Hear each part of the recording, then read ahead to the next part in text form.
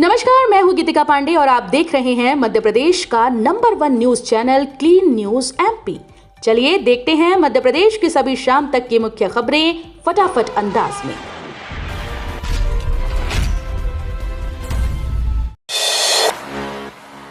इंदौर में इंजीनियरिंग की पढ़ाई अब हिंदी में। SGSITS ने शुरू किया नया बीटेक कोर्स।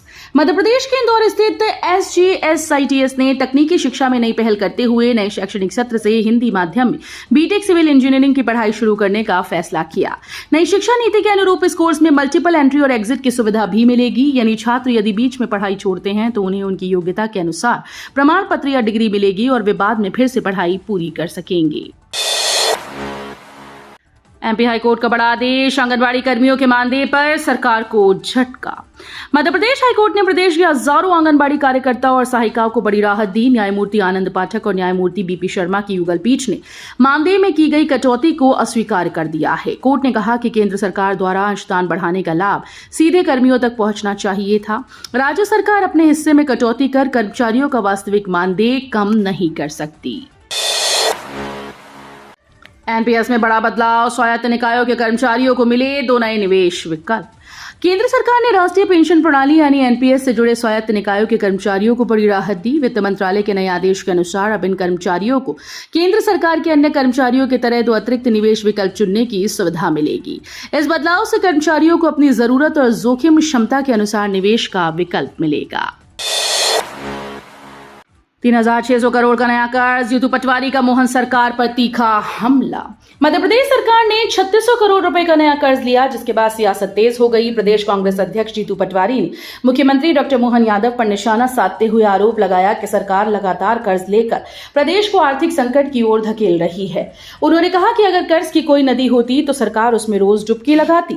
पटवारी ने सरकार पर वित्तीय प्रबंधन में विफल रहने का आरोप लगाया है। MP टेक ग्रोथ कॉन्क्लेव 3.0 में जुटेंगे देश विदेश के निवेशक। मध्य प्रदेश की राजधानी भोपाल में 13 जुलाई 2026 को MP टेक ग्रोथ कॉन्क्लेव 3.0 आयोजित होगी।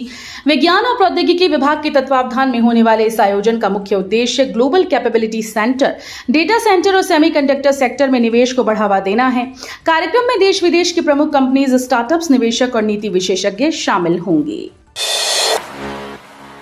धार में बड़े निवेश की शुरुआत। सीएम मोहन यादव करेंगे नई फैक्ट्री का शिलान्यास।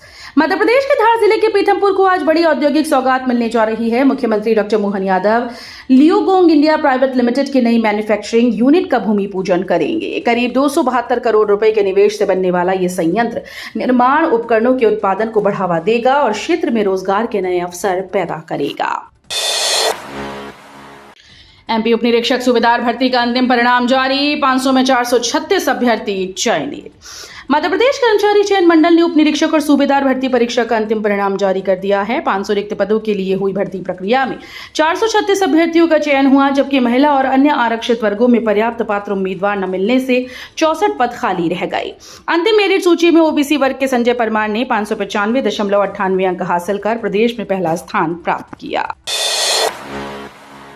MP में ई अटेंडेंस पर सरकार सख्त। शिक्षक संगठनों का विरोध जारी।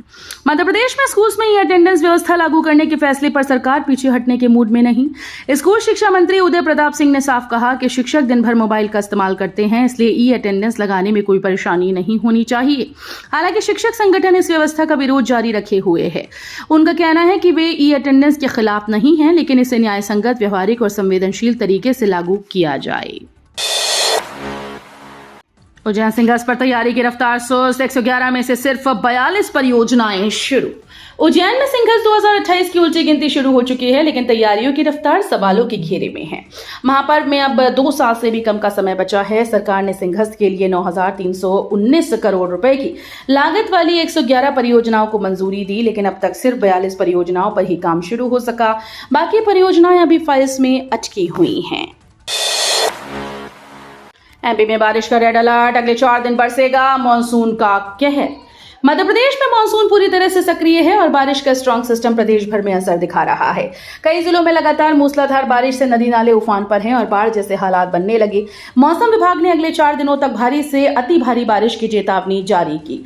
24 घंटे में 4 से 8 इंच तक बारिश होने की संभावना है। बुधवार को श्योपुर, शिवपुरी, गुना, अशोकनगर, सागर, टीकमगढ़ में ऑरेंज अलर्ट, जबकि अन्य जिलों में भारी बारिश का अलर्ट जारी है।